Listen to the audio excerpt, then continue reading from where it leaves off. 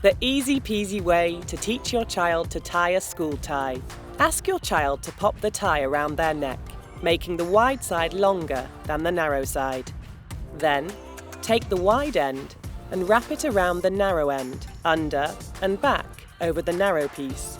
Then, take the thick part up through the neck loop and back under through the knot you've created. Hold the narrow end in one hand and pull the wide end to tighten the knot. Wiggle the knot up into place at the top of the shirt. Now you have it, all ready for school.